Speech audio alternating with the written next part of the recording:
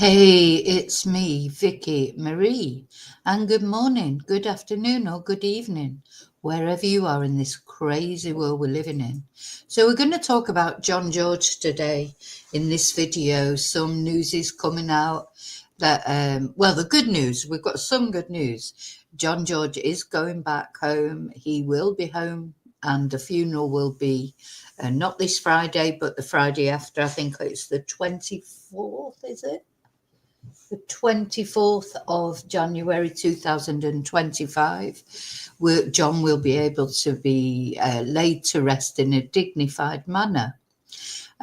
So this is John George, father of two, who seems like he was lured to Spain from Northern Ireland, maybe always with the intention of killing this man. He then disappeared after a distress phone call with his family, and there was a lot of consternation about where he was, especially when he did not return home on a flight that was booked on the 18th of January for him to return home from Alicante to Northern Ireland. Well, now it transpires as John then was never seen again. That resulted in a horrible search for John. His family came over to Spain from Northern Ireland, family and friends searching for him. It turned out, sadly, they were actually searching in the wrong place after having been given sort of wild goose chase, pinpoint locations. They even had professional search parties come out from Northern Ireland to help in the search, but it was all to no avail. It was never going to be to any avail because, unfortunately, they were actually searching in the wrong place. Anyway, finally, John was discovered, unfortunately deceased. John, it's believed, died by shot. Well, I don't know if it was a shotgun, but he was shot. And the Guardia Civil are working on this case. One person was arrested and has been released on bail. There are other suspects, and the investigation is progressing. But they have released John's body so that he can be taken home to Northern Ireland. Now, what's now coming out is it seems that John's return flight on the 18th of December was actually booked after John was already deceased. So somebody has booked that flight, it looks like, after he was already dead, using his card.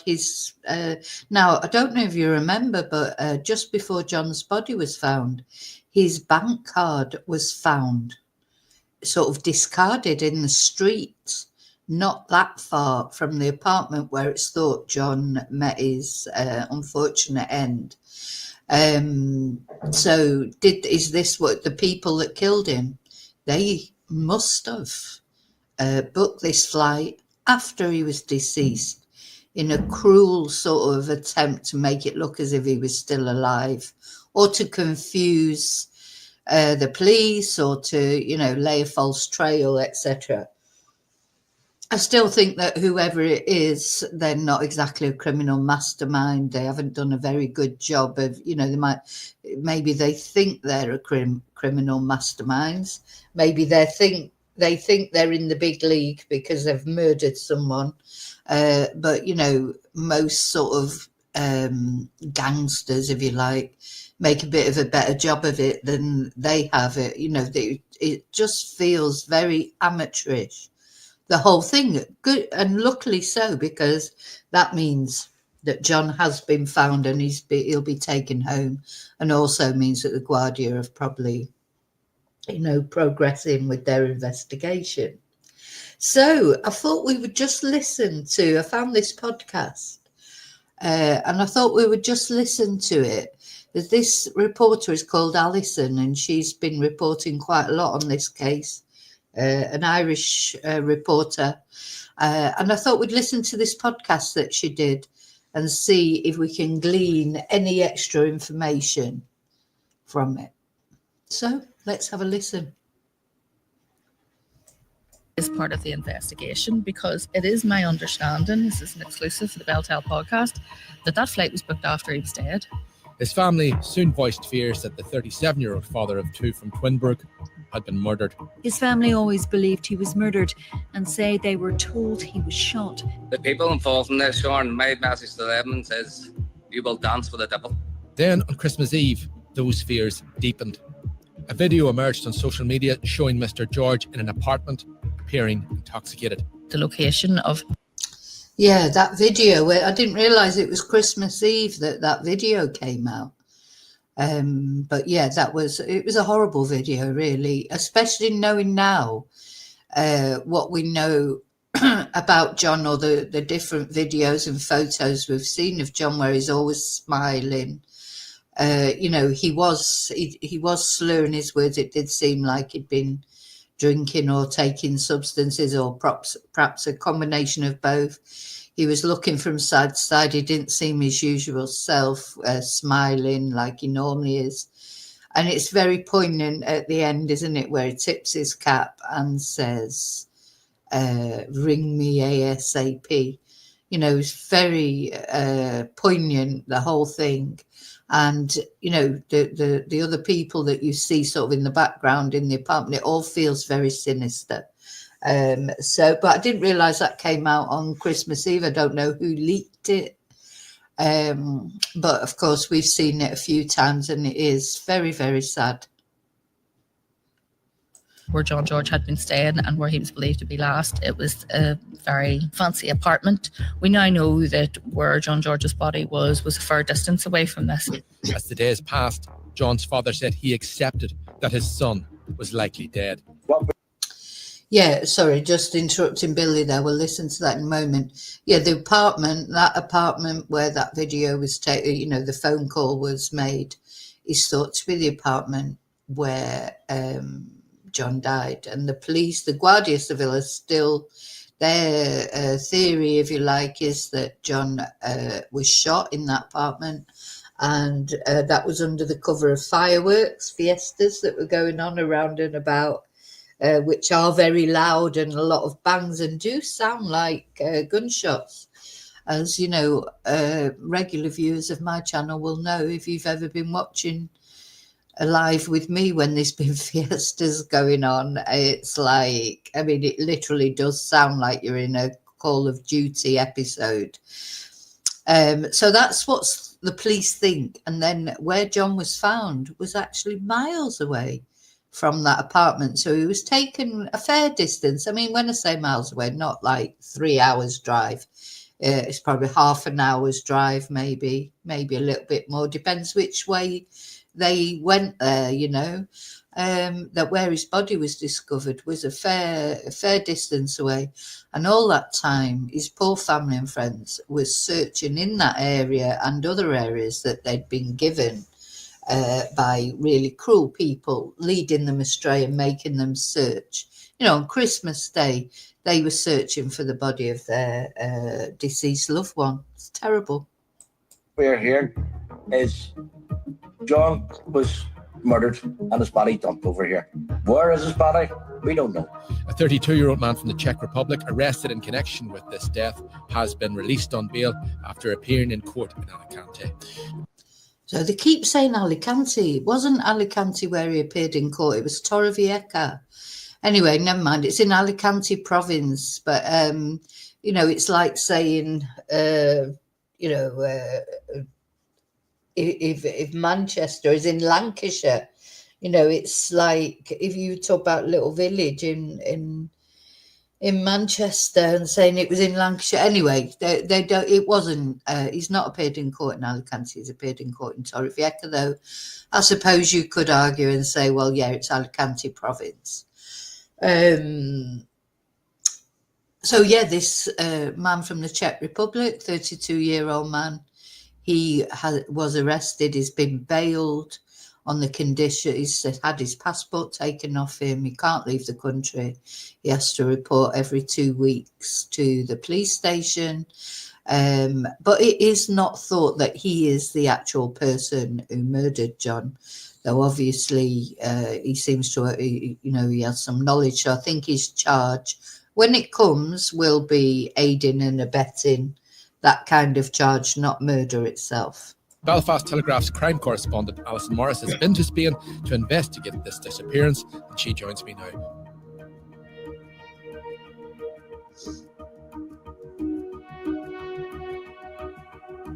Alison, you're very welcome to the Bell Tale. Okay, let's begin by saying that a man has been charged in connection to the murder of John George, a 32-year-old from the Czech Republic, has been charged with murder. He denies it. Now, this investigation and the judicial process is taking place in another country. Nevertheless, we do have to be cautious, as we would always be in this kind of thing. We're going to present the facts both as we know them and as we can report them at this stage. Can we begin by saying, who was John George, also known as John Hardy? Yeah, so John George, he's from Belfast. He was a 37-year-old man. He was the father of two. He has two sisters and a brother. I suppose most of his adult life had been quite troubled. But, I didn't know the Georges until I went to Spain to meet them. And they're, a very sort of close and loving family. And they were very upfront about their son's past. What they had told me, and we know that this is true because it's been verified by other people, but John was a really talented boxer. He was really into his boxing, really hoped that could be his career in life. His mum told me that he would have been in bed at 9:30 every night so that he could get up to crack of dawn to do his road work before he did his training and go for a run and all the other things. And he took it really seriously. And she very proudly told me that as a kid that he had fought Carl Frampton and beat him.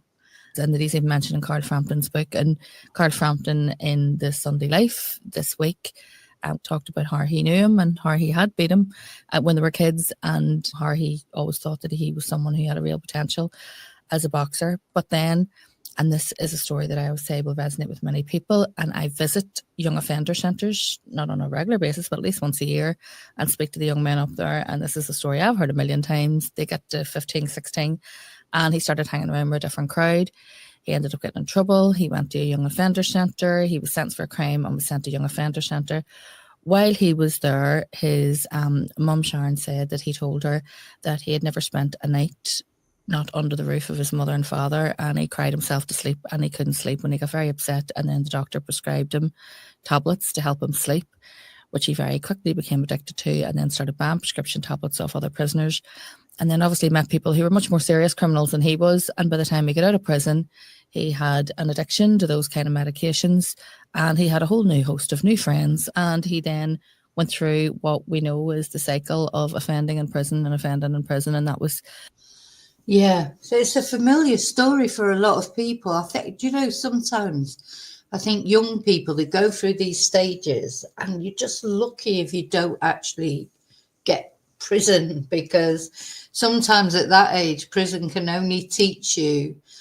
I mean, I don't know what the answer is, don't get me wrong.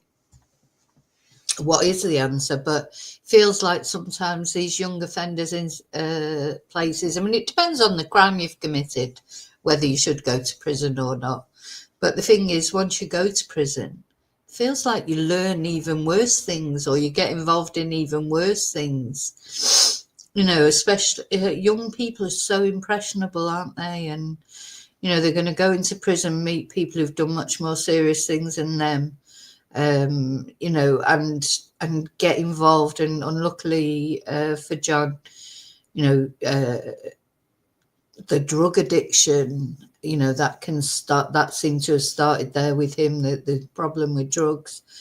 And it's like a rocky road, isn't it? And there he was, a young lad with all that potential, boxing, beating someone who went on to be a famous boxer, to get mentioned in his book, and all that potential. So very sad, isn't it? And I think sometimes some people have been sort of critical of John and his family, but I say there, but for the grace of God, if not go I or go my family, it could have been my son, could have been one of my nephews, could have been any of us, and or our loved ones.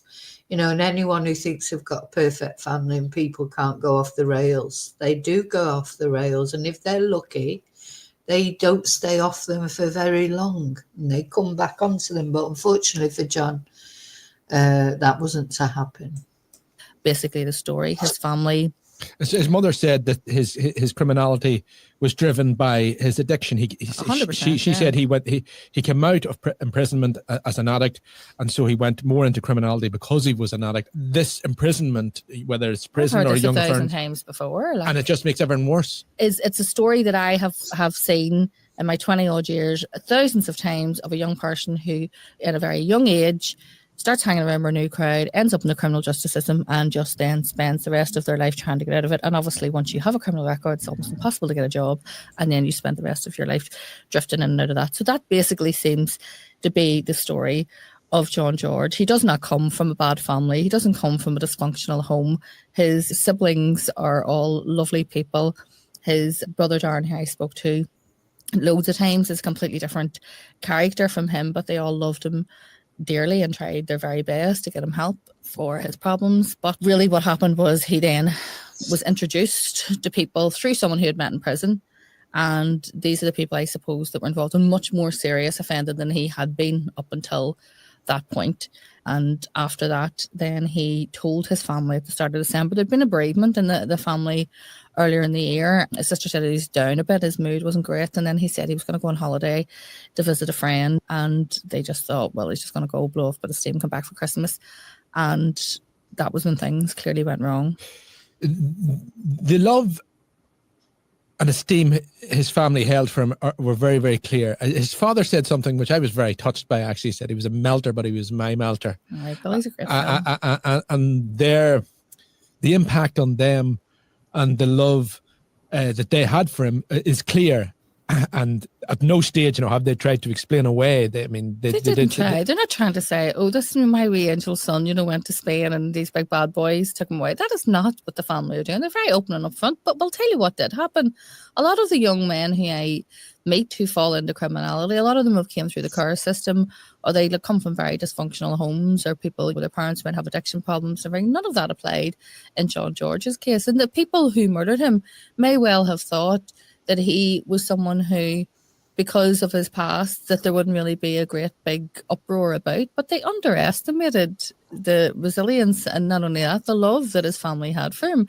Because yeah, I think that's so right. That assuming that this family, they loved John despite his faults. They knew what he was. They knew that he'd gone wrong somewhere, but he was still their son, their brother, etc. He's still the father of 2 children.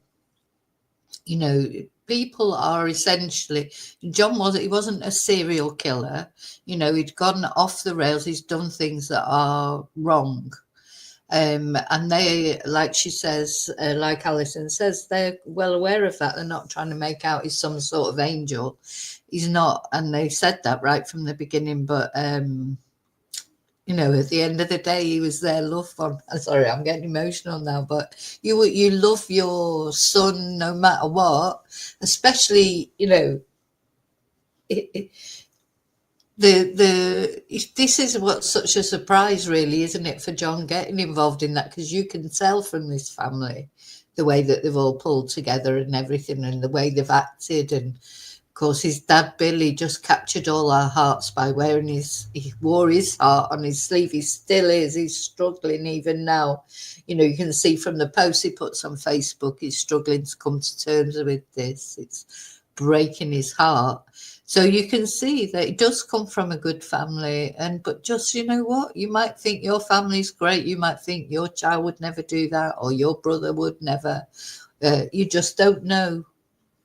These sort of things can happen to anyone, I think. And I don't say this lightly, I do not believe the Spanish police would have done half of what they had done had it not been for the George family landing in Spain when they did, and making so much noise and such a fuss. And they made sure they were heard. They made sure they were loud. They made sure that everyone knew that they were there, and they weren't going home until they got him. And at that point, you could see that all of a sudden, not just the Spanish authorities, but I was there in the very early days. But last week, you had other members of the media then traveling over to cover this story. And it's completely in credit to that family that they refused to be silenced. people might have thought, oh, this is someone who's been in and out of prison and no one will give a shit about him and we'll disappear and there'll be a bit of an appeal and that'll be it. But that's not what happened. And so I do think that anyone involved in this underestimated the kind of family that the George family are, and that they were not going to be silenced. They certainly weren't going to give up until they found what happened to John. He was in Spain for a holiday, for a blowout of some description, from very, very early on in this story.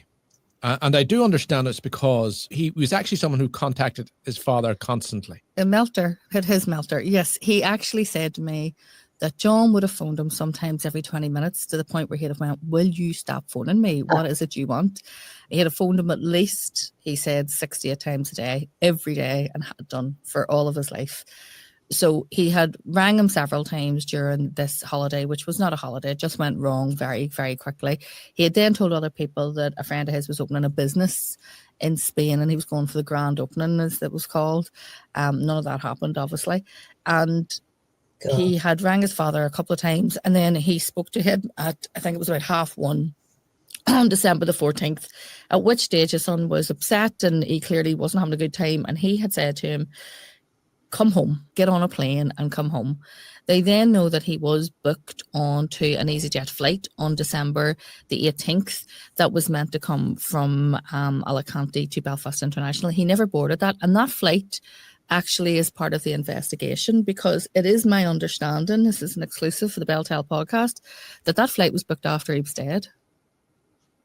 Gosh. So whoever booked that flight is clearly part of the Spanish police investigation, because someone booked a flight to give the appearance that John George was going to board a flight and come home. But the booking of that flight happened after, they now believe, the time when he was already dead. So I'm speculating there, but it does sound like someone was to buy time. It did buy time, because the family were just waiting on him coming home then on the 18th. Although, because the phone calls to the father stopped, obviously, then they're very suspicious. So the phone calls to the father stopped, but then there was obviously, when someone, and would say there.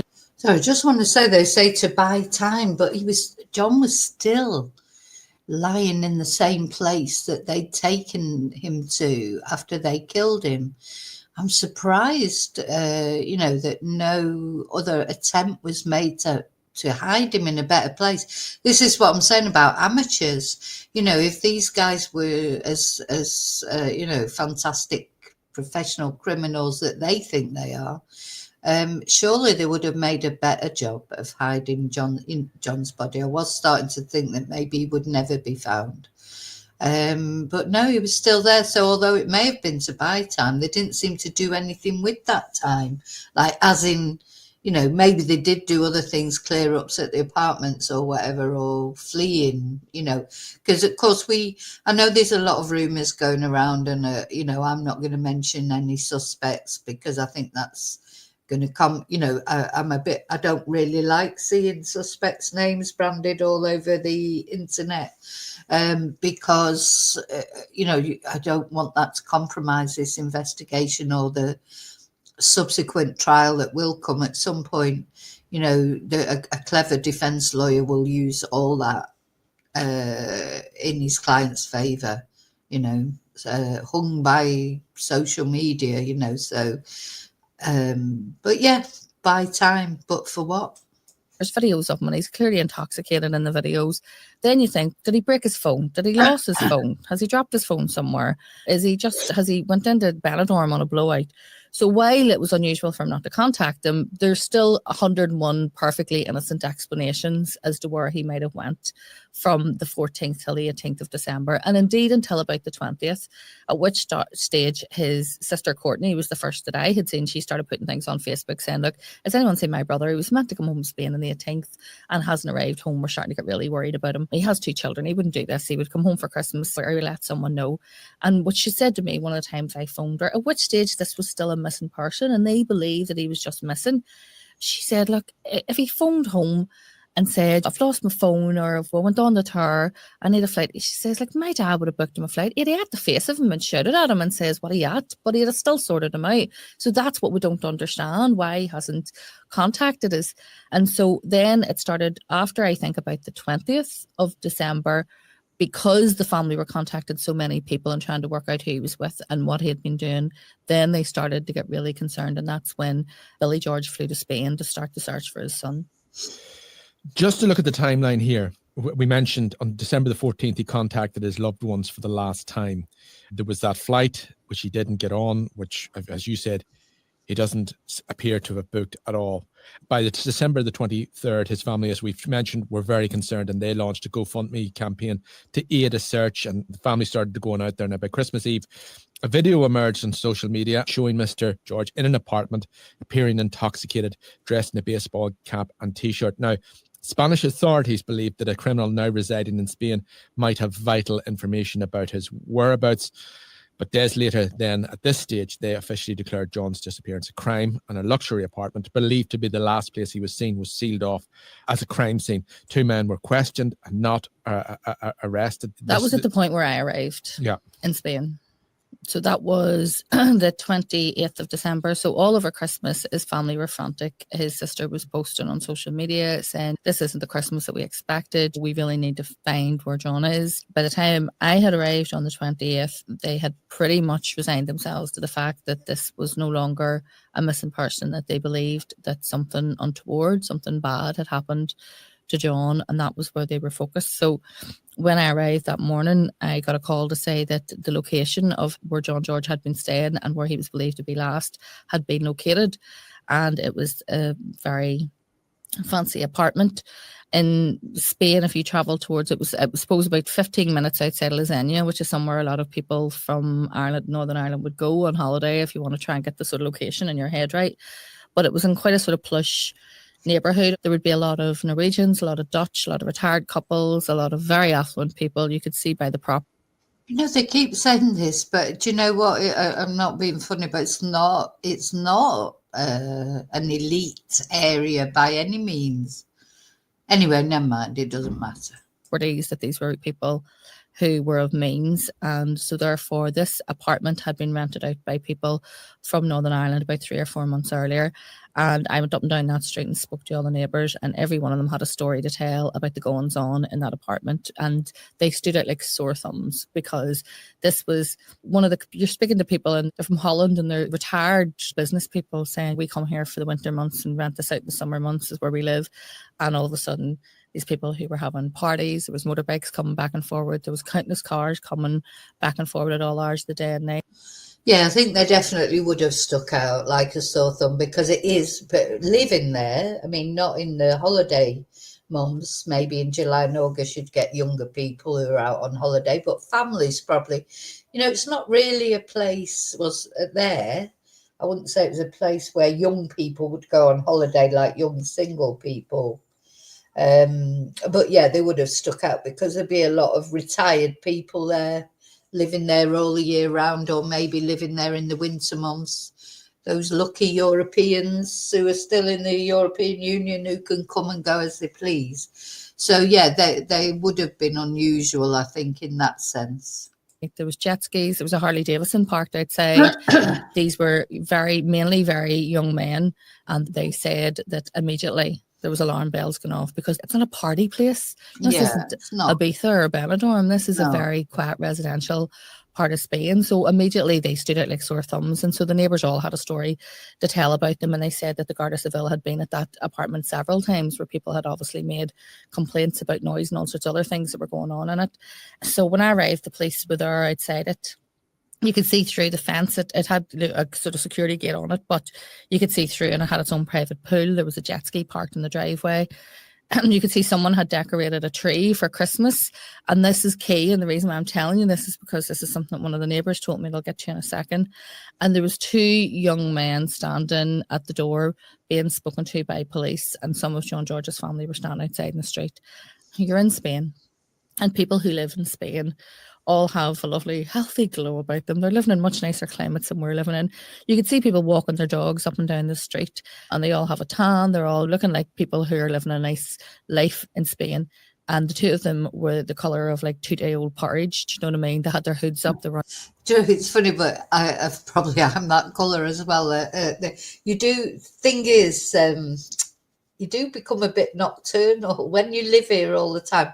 I'm not talking about those people there. They probably don't live here all the year round, maybe, and they come out and they get out in the sun and everything, because that's what they're here for. But I think I think when you do live here, you do not go out into the sun so much.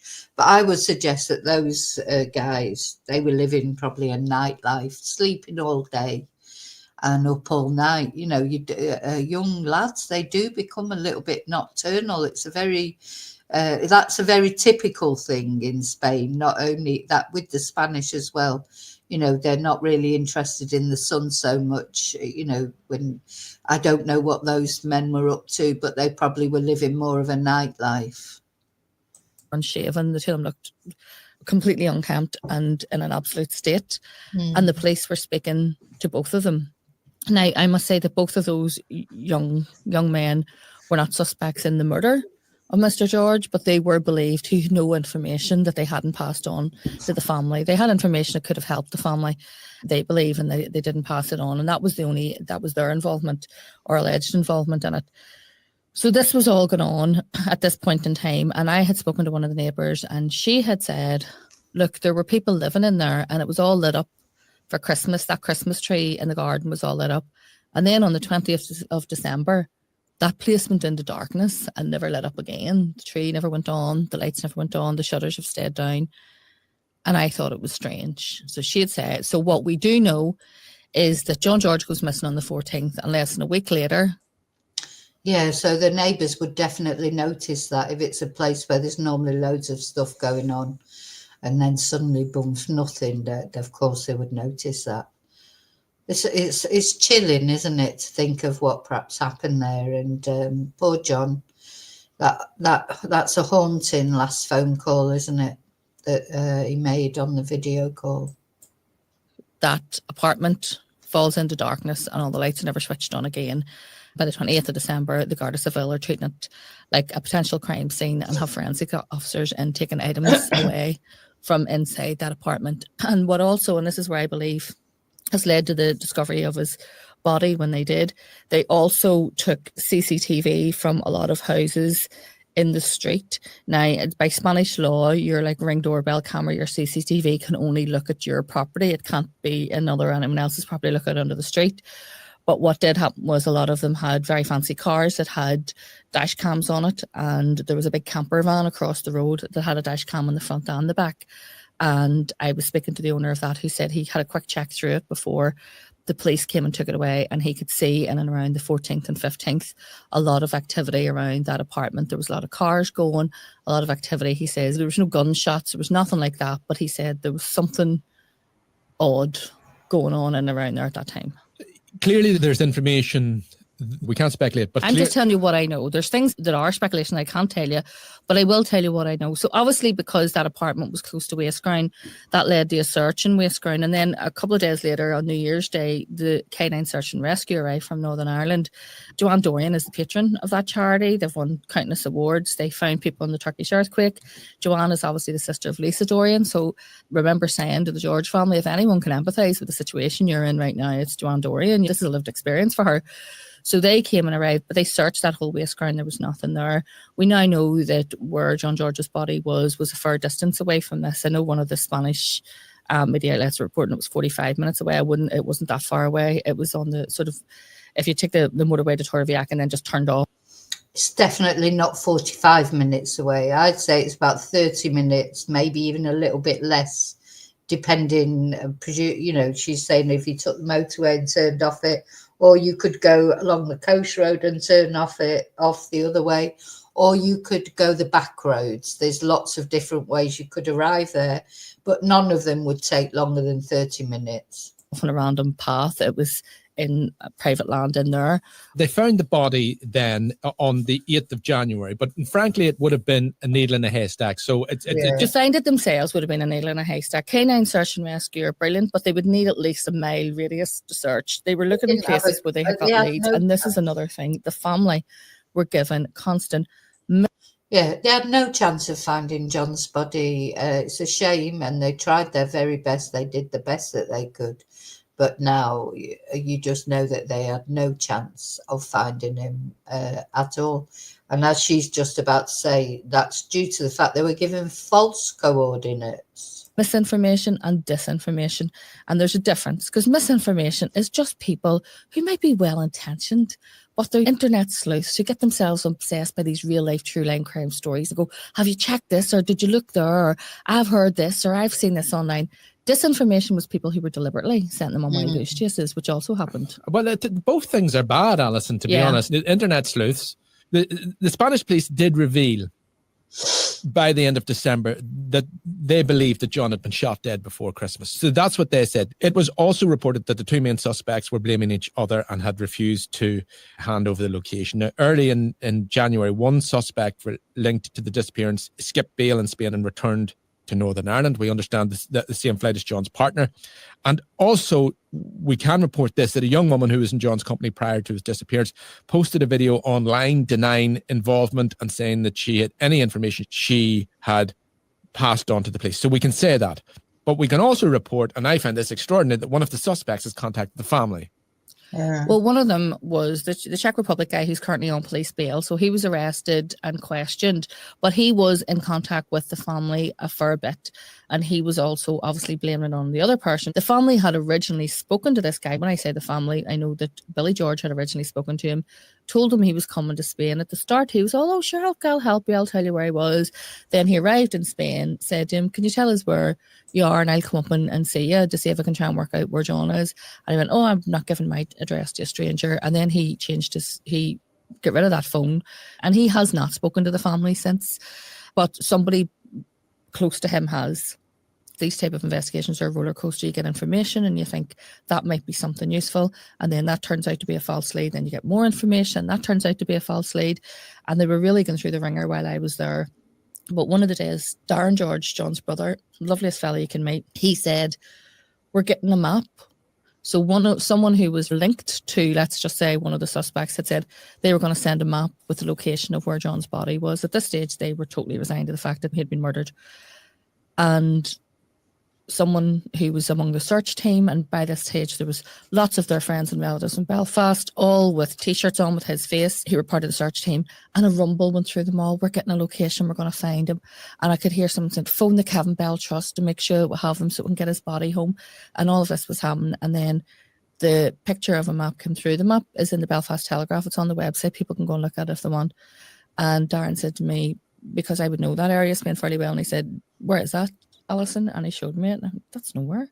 It was a blue line drawn around probably maybe 65 miles square radius. Like, send you, I'll tell you where that body is. It's somewhere between Belfast and Dundalk, and anywhere either side of it. It was just nonsense. Yeah, it was ridiculous, and it was wrong as well. It's just awful. That's just, it's worse than anything, isn't it? That this family, they're desperate to find their loved one. And instead of even just maybe saying nothing, you actually give them a false location.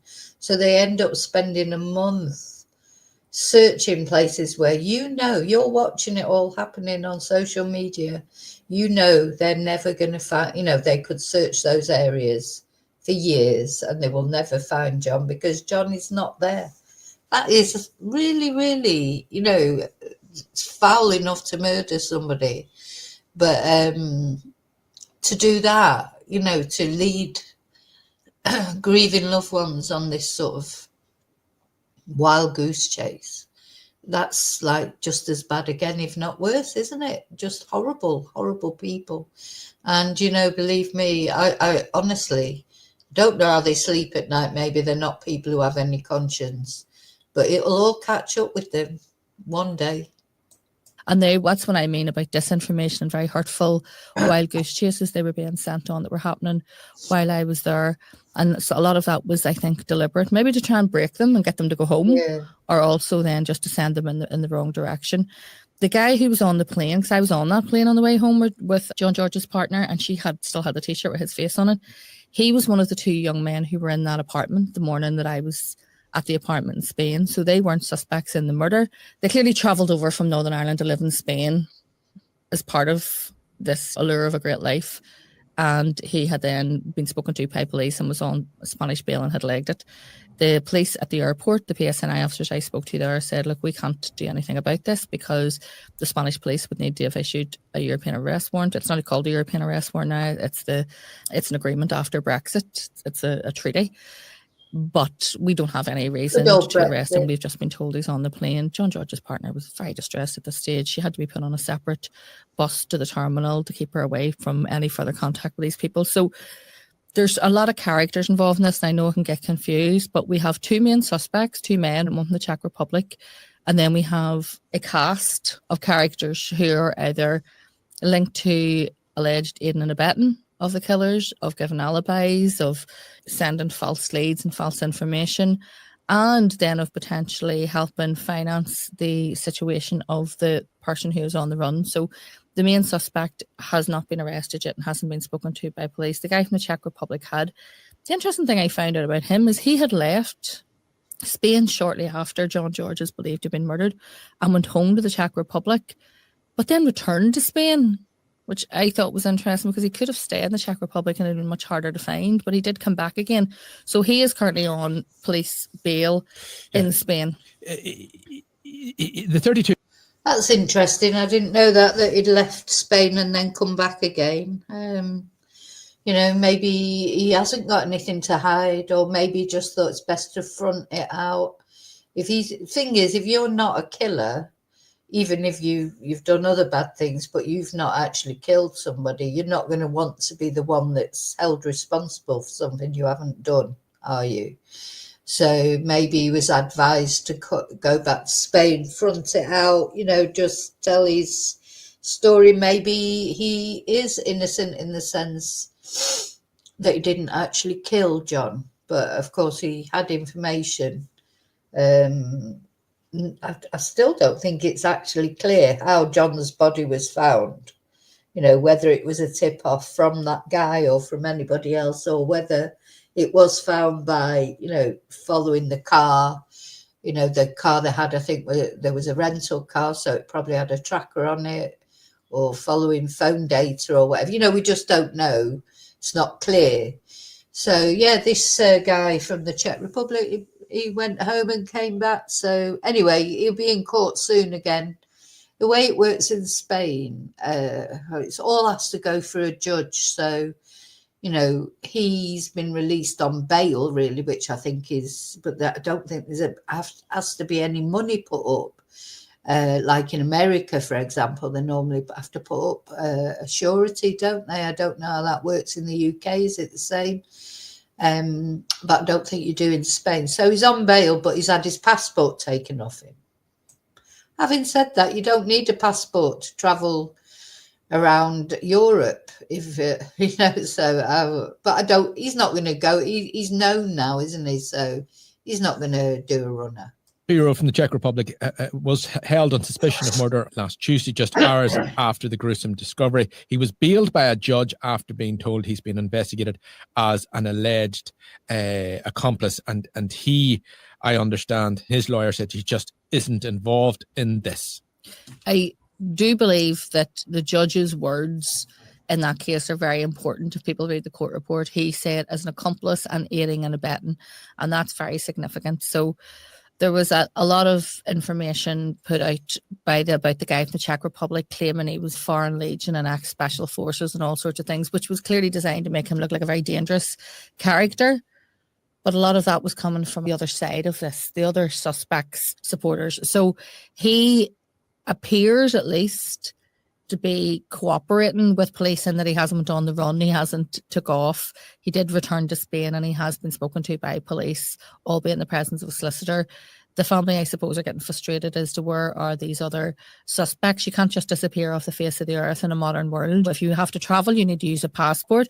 You need money to survive, to pay rent on wherever they're staying, for living expenses and all sorts of other things. And they're getting frustrated. The Spanish police, none of us here are experts on the Spanish police and how they go about it. It's a very different system. Very different system. Now, I would say that any formal charges would only be laid shortly before trial. That's the custom in Spain. So I think for the George family that this makes the whole thing a lot more distressing, a lot more complicated. It's wildly frustrating because you don't understand the system. And listen, I have friends who live in and around that part of that sort of Alicante region of Spain, and it's gorgeous and they have lovely lives. And sometimes I go, I'd love to retire to that. But any country is lovely until something goes wrong in it. And then you have to navigate a completely different system of law and of police, and there's a language barrier. I mean, Exactly. You know, this is what I always say. I mean, I've lived in Spain nearly 30 years, and there's lots of things I love about living in Spain, but there are some things that honestly, and I speak Spanish, you know, that's what I do. I'm a Spanish teacher, but it's not only that, it's not only the language, it's understanding the system. You can't get your head around the system sometimes. It's very unpredictable, it's very arbitrary. So it'll be really frustrating for John's family because they want to know absolutes. They don't want to know, oh, well, this might happen and that might happen and blah, blah, blah, blah. They want to know this is going to happen. But unfortunately, in Spain, that's not going to happen. You know, trying to sort of wend your way around the Spanish system. God, you know, it's not a question of whether you understand the language or not.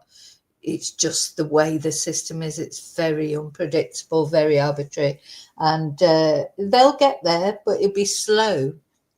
And that must be so difficult for John's family. You know, my heart goes out to him because I know what it's like. There's several things that are different in the Spanish system.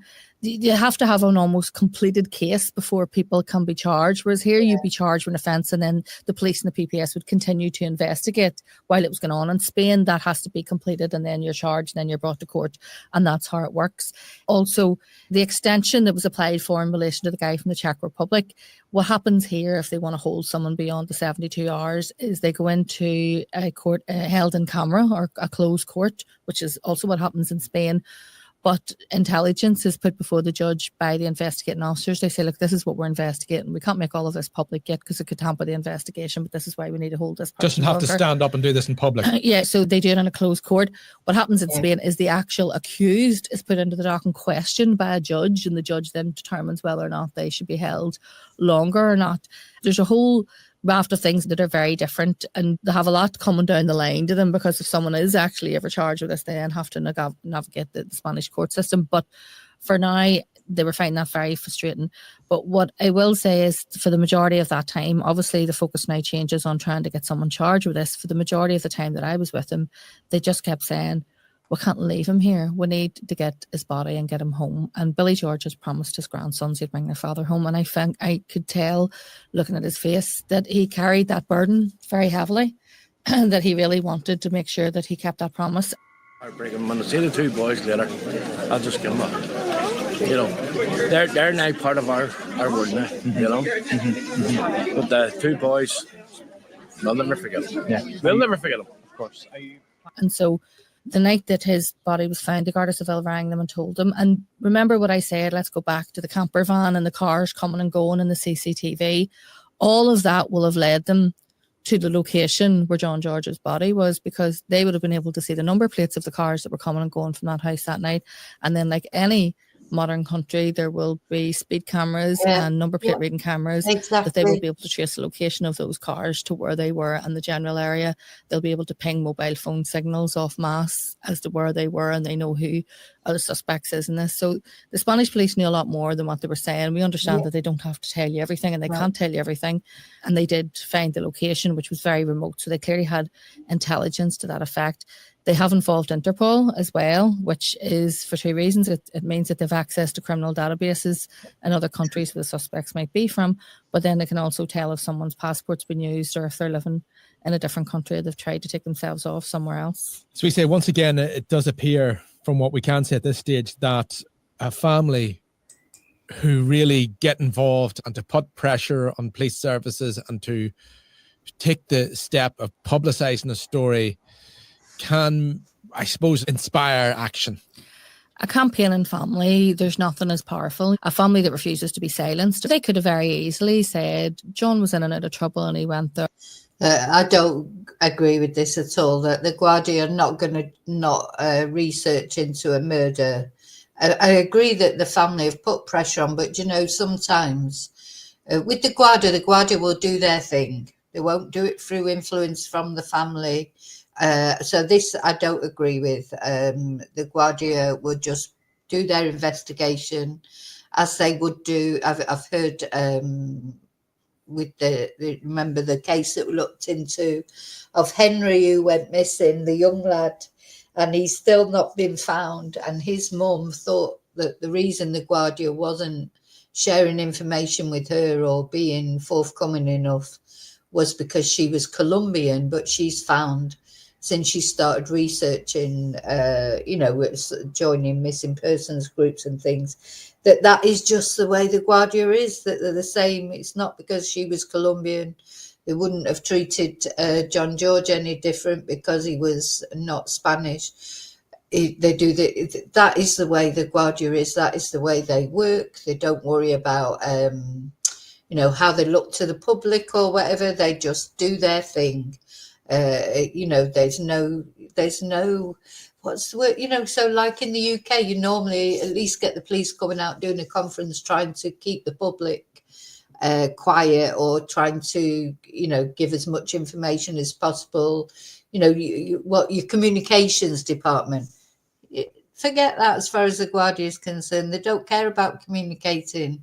They're just doing their job and getting on with it one way or another, and that's what they were doing. And I don't, this is one, so I do agree with a lot of Alison saying I think this has been a very interesting podcast, but I don't think it would have made any difference, to be honest. I mean, it's always good to keep the pressure on. It's always good to keep the pressure on, but also with the Guardia, there's a way of dealing with them. And sometimes, I think there was one time, wasn't there, when Billy said he was told to leave the police station because they won't, how can I explain it? If you get angry with them, then it's not only the Guardia, this is how it works in everything in Spain. And you're trying to deal with bureaucracy in Spain. If you get angry and frustrated, doesn't mean you get seen quicker or you get dealt with better. It means completely the opposite. That's the way it works in Spain. And if we speak, people say things about us, so they'll judge our family. They didn't care less. They were like, no, we're standing here as a family and we're here to find our son and we're not going home without him. And I was glad that his remains were found, because while they were there, there's quite a few people who have went to Spain and have never been found. And one of the days, and I could see looking at the hurt in their face, they'd went to a wee cafe just for a coffee, and the girl had seen the T-shirts with John George's face and said, there's so many people who have went missing here and never been found, and there's a family come every year and they have hold a vigil and say prayers and stuff because someone who'd been missing like 10, 15 years ago has never been found. And I could tell they were thinking, what happens if we don't ever find him? And the fact that he has now, well, under Solicitor Ken Winters, they met with the police this week because they're still frustrated about the lack of information. We know through when they've went to the morgue and stuff that he was shot, but officially that hasn't been confirmed by the Garda Civil. They still don't know when the body is going to come home so that they can have a funeral, and they don't know. Well, they do know now. So, I think the Guardia always gets, I'm not trying to, stick up for the Guardia. They've got they're difficult to deal with. I know that. I've dealt with them for years. I've interpreted with the Guardia since 30 years ago when I first came. Well, not when I first came, when I first learned Spanish. They're hard to deal with sometimes. But that's the way they are, so it feels like I'm sticking up for the Guardia. I'm not. They're frustrating. They're difficult.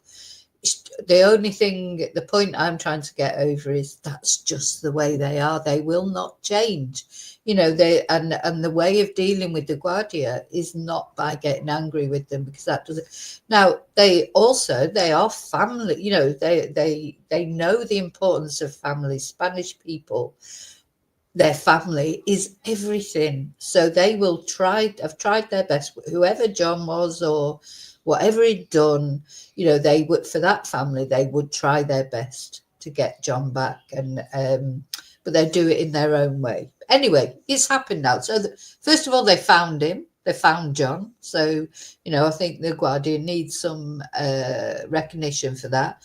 also, yeah, they're working as best they can with the family and with the Northern Ireland Police, and now they are releasing his body, so they are doing the right thing. Anything really about the investigation and what's going on. We just have to put our trust that the Spanish police know what they're doing, and that this person who is missing cannot stay hidden forever. Eventually they will have to surface, and that's something that is still waiting for them. There's a lot of hurt, I think, still to come, a lot of details which I think are going to be very distressing when they eventually do come out and are made public. But yeah, I agree with you. Sometimes families just accept their fate and they quietly sit at home and grieve, and for some people that's maybe the best thing to do, but for the George family, they just were not going to be silenced. And I think that it shows that the power of a family like that can really inspire or spur people on to carry out an investigation, which may not have happened in the way that it did had they not arrived in Spain when they did. Sorry. Also, Marsh, I think it's great what the family did, and you know, you know, but it won't have made any difference to the Guardia. But you know, again, because I have seen this a few times when Anna Knežević first went missing in Madrid. And I've spoken to her best friend a few times by message, and she was the same. They were all so frustrated. They weren't getting any information from the Guardia. They didn't know what had happened, and it was just... And then it seemed like nothing was happening whatsoever. It all went quiet. You couldn't get any information, nothing.